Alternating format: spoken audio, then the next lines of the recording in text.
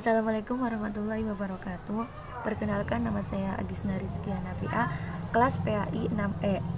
Di sini saya akan menjelaskan sedikit tentang pengertian pendidikan nonformal.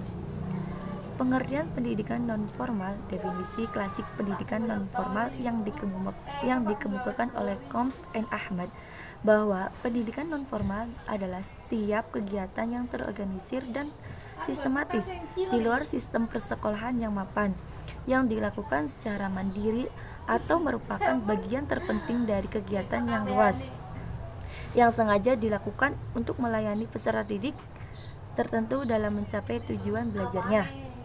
Definisi pendidikan nonformal menurut Peraturan Pemerintah Republik Indonesia Nomor 19 Tahun 2005 Pasal 1 adalah jalur pendidikan di luar pendidikan formal yang dapat dilaksanakan secara terstruktur dan berjenjang.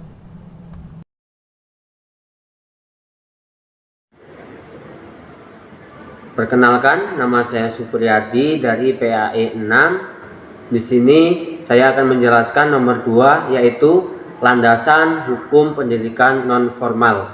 Pengertian pendidikan nonformal menurut pasal 1 ayat 12 Undang-Undang Nomor 20 Tahun 2003 tentang Sistem Pendidikan Nasional yang diperkuat dengan terbitnya Peraturan Pemerintah Nomor 17 Tahun 2010 tentang pengelolaan dan penyelenggaraan pendidikan. Khususnya pasal 1 ayat 31 menyebutkan bahwa pendidikan nonformal adalah jalur pendidikan di luar pendidikan formal yang dapat dilaksanakan secara terstruktur dan berjenjang.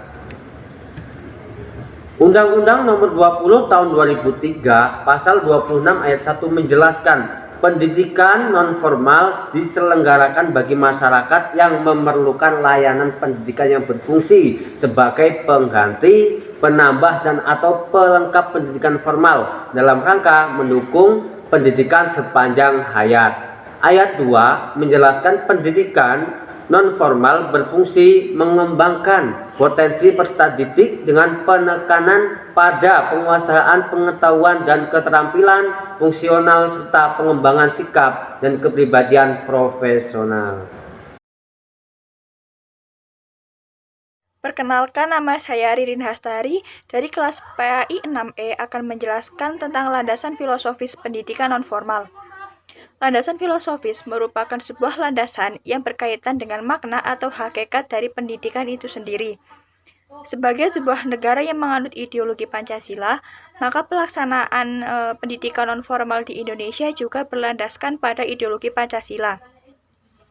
Pendidikan nonformal yang dilaksanakan diharapkan mampu membantu dan mengembangkan wawasan yang berlandaskan atas ketuhanan yang Maha Esa, kemanusiaan yang adil dan beradab, persatuan Indonesia, kerakyatan yang dipimpin oleh hikmat kebijaksanaan dalam permusyawaratan perwakilan dan keadilan sosial.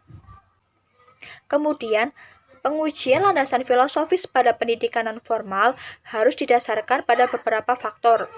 Yang pertama adalah hakikat kehidupan yang baik yang menjadi tujuan dari pendidikan nonformal.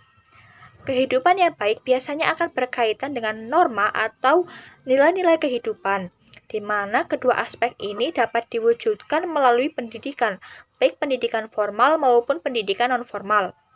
Yang kedua, hakikat masyarakat sendiri yang berkaitan dengan pendidikan nonformal, di mana pendidikan nonformal akan berlangsung di tengah masyarakat. Yang ketiga, hakikat manusia yang berperan sebagai warga belajar. Sebagai warga belajar, setiap individu mempunyai kesempatan untuk mengembangkan potensi yang ada di dalam dirinya. Potensi tersebut dapat dikembangkan melalui berbagai kegiatan yang ada di dalam pendidikan, baik pendidikan formal maupun pendidikan nonformal.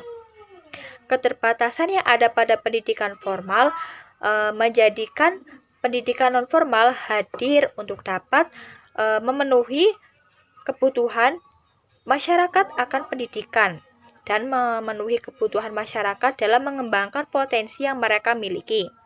Dan yang terakhir merupakan hakikat kebenaran yang menjadi kajian dari semua bidang ilmu pengetahuan termasuk pendidikan nonformal. Selanjutnya, selain landasan filosofis, penyelenggaraan pendidikan nonformal jika dilihat dari segi kesejahteraan akan berlandaskan pada beberapa aspek. Aspek yang pertama merupakan aspek pelestarian budaya. Aspek ini mengandung makna bahwa aspek pengetahuan, keterampilan, nilai, dan sikap akan diwujudkan di dalam lingkungan keluarga. Hal ini bertujuan untuk mendidik dan mengembangkan kebudayaan yang ada di dalam keluarga secara turun-temurun. Yang kedua, aspek teoritis. Aspek teoritis mengandung makna bahwa antara pendidikan formal dan pendidikan nonformal harus berjalan beriringan dan saling mengisi satu sama lainnya agar dapat memenuhi kebutuhan masyarakat akan pendidikan secara maksimal. Yang ketiga, dasar pijakan. Pelaksanaan pendidikan nonformal didasarkan pada beberapa pijakan. Yang pertama merupakan Undang-Undang Dasar Negara Republik Indonesia tahun 1945. Yang kedua, Undang-Undang Republik Indonesia Nomor 20 Tahun 2003. Dan yang ketiga, Peraturan Pemerintah Republik Indonesia Nomor 73 Tahun 1991 tentang pendidikan nonformal atau pendidikan luar sekolah. Aspek yang keempat merupakan aspek kebutuhan terhadap pendidikan. Seperti yang kita ketahui bahwa hari ini kita tengah menghadapi perkembangan zaman dan kemajuan teknologi. Hal ini tentu menuntut masyarakat untuk memiliki pendidikan yang layak agar dapat bersaing di dunia global dan bersaing dengan negara-negara asing lainnya.